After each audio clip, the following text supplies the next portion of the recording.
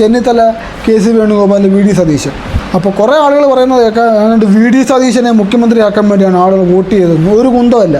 ഇവിടെ പിണറായി വിജയനെ താഴെ ഇറക്കുക എന്നുള്ളതായിരുന്നു ഏറ്റവും വലിയ ലക്ഷ്യം എന്ന് പറഞ്ഞാൽ. പിണറായി വിജയൻ്റെ ധാർഷ്ട്യം കണ്ടിട്ട് പിണറായി വിജയനെ താഴെ ഇറക്കാൻ വേണ്ടി മാത്രമാണ് അവർ വോട്ട് ചെയ്തത്, VD സതീശന് വേണ്ടി വോട്ട് ചെയ്തതല്ല. പിന്നെ സ്വാഭാവികമായിട്ടും ആളുകൾ കൂടുതൽ വിചാരിച്ചത് VD സതീശൻ മുഖ്യമന്ത്രി ആവുന്നതായിരിക്കും. കാരണം നമ്മുടെ നാട്ടിലൊരു രീതി അനുസരിച്ച് പ്രതിപക്ഷ നേതാവാണ് സ്വാഭാവികമായിട്ടും അടുത്ത മുഖ്യമന്ത്രി ആവാറുള്ളത്. അപ്പോൾ അതുകൊണ്ട് രാഷ്ട്രീയം അറിയാത്തവർ സ്വാഭാവികമായിട്ടും വിചാരിച്ചു അടുത്തത് നേരെ VD സതീശൻ മുഖ്യമന്ത്രിയാവുക. VD സതീശൻ എന്ന് പറയുന്ന വ്യക്തി എന്ന് പറഞ്ഞാൽ പിണറായി വിജയൻ ലൈറ്റാണ്.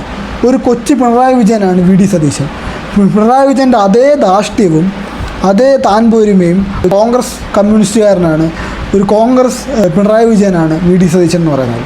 ഈ പിണറായി വിജയൻ കാണിക്കുന്ന ധാർഷ്ട്യം നമുക്ക് മനസ്സിലാക്കാം. പിണറായി വിജയൻ എന്ന് പറഞ്ഞാൽ കമ്മ്യൂണിസ്റ്റ് പാർട്ടിയുടെ നേതാവാണ്. അതായത് കേരളത്തിലെ ഏറ്റവും ശക്തൻ ആരാണെന്ന് ചോദിച്ചാൽ കമ്മ്യൂണിസ്റ്റ് പാർട്ടിയുടെ സെക്രട്ടറി ആയിരിക്കും. അവിടുന്ന് മുഖ്യമന്ത്രിയാവുകയും പിണറായി വിജയനായിരുന്നു സെക്രട്ടറിയേക്കാൾ ശക്തി. ഒരു ഗോവിന്ദനെ ഒരു പാവയായിട്ട് അവിടെ വച്ചിട്ടുണ്ടായിരുന്നേ ഉള്ളായിരുന്നു. അപ്പോൾ ആ രീതിയിൽ കേരളത്തിലെ ഏറ്റവും കൂടുതൽ ആൾബലമുള്ള, ഏറ്റവും മണി പവറുള്ള, ഏറ്റവും സ്വാധീനശക്തിയുള്ള പാർട്ടിയുടെ സെക്രട്ടറി എന്ന് പറയുന്നത് CPIM-ൻ്റെ സെക്രട്ടറിയാണ്. ഏറ്റവും വലിയ ശക്തനാണ് ആ ധാർഷ്ട്യം കാണിക്കുന്നത്. എന്തുകൊണ്ട് ധാർഷ്ട്യം കാണിക്കാമെന്നല്ല ഞാൻ പറയുന്നത്, എന്നിട്ടാണ് പുള്ളി ആ ധാർഷ്ട്യം കാണിച്ചത്. പക്ഷേ VD സതീശൻ കാണിക്കുന്ന ധാർഷ്ട്യം എന്ന് പറഞ്ഞാൽ സ്വന്തം പാർട്ടിയിലെ പോലും ഒരു നേതാവല്ലേ. MLA-മാരുടെ എത്ര പേർക്ക് VD സതീശൻ മുഖ്യമന്ത്രിയാണെന്ന് വെച്ചാൽ ഒറ്റ ഒരുത്തനും പറയത്തില്ല.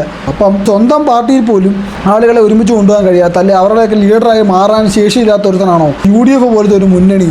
അതും CPM-ൻ്റെ LDF മുന്നണി പോലല്ല UDF മുന്നണി. അത് കൊണ്ടുപോകാൻ ഉമ്മൻചാണ്ടിയെ പോലത്തെയൊക്കെയുള്ള പഴയ ലീഡറെ പോലെയൊക്കെയുള്ള ടീമുകൾക്ക് മാത്രമേ ഇതിനെല്ലാം കൂടെ നയിച്ചുകൊണ്ട് പോകാൻ പറ്റത്തുള്ളൂ. അമ്മാതിരി ഒരു ടീമാണ് ഈ UDF എന്ന് പറയുന്നത്. പിന്നെ ഇത്തവണ കോൺഗ്രസിന് കുറച്ച് MLA-മാർ കൂടുതലുണ്ട്, അതുകൊണ്ട് മുസ്ലിം ലീഗിൻ്റെയൊക്കെ സ്വാധീനം കുറച്ച് കുറയുമായിരിക്കും. എന്നാൽ പോലും അപ്പോൾ അവരെ എല്ലാം കൂടെ ഒരുമിച്ച് കൊണ്ടുപോകാൻ വേണ്ടി അതുപോലത്തെ ഒരു നേതാവ് വന്നാലേ പറ്റത്തുള്ളൂ.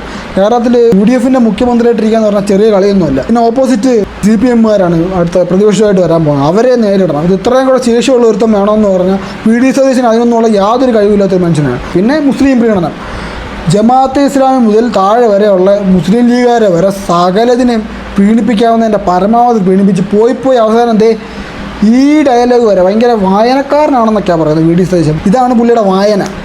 ഈ ലെവലിൽ വരെ പുള്ളി എത്തി. പ്രവാചകൻ്റെ വരെ മൂട് തള്ളുന്ന ലെവലിലോട്ട് പുള്ളി വളർന്നു. ആ അവസ്ഥ അതാണ് പുള്ളി നടന്ന മുസ്ലിം പ്രീണനം. അതുകൊണ്ട് തന്നെ കുറേ ഇസ്ലാമിസ്റ്റുകൾ നാട്ടിൽ ഇപ്പോൾ VD സതീശന് വേണ്ടി കടന്ന് വേളം വെക്കുന്നുണ്ട്. പിന്നെ PR വർക്ക്, VD സതീശൻ എന്ന് പറഞ്ഞാൽ PR വർക്കിൽ 1-ാം നമ്പറാണ്. മുഴുവൻ PR ആണ്. പിണറായി വിജയൻ തോറ്റു പോകുന്ന ടൈപ്പ് PR വർക്കാണ് VD സതീശൻ നടത്തിക്കൊണ്ടിരുന്നത്. ഇപ്പോൾ തന്നെ KC വേണുഗോപാലിനെതിരെ സോഷ്യൽ മീഡിയയിലെല്ലാം ചീത്തകൾ നടക്കുന്നത് എന്തുകൊണ്ടാണ്? VD സതീശൻ്റെ PR വർക്കാണ് മുഴുവൻ. അപ്പോൾ അതുകൊണ്ട് VD സതീശൻ മര്യാദ എന്ന് പറഞ്ഞാൽ അടുത്തൊരു പിണറായി വിജയനാണ്. കഴിവില്ലാത്തൊരു പിണറായി വിജയനാണ് VD സതീശൻ.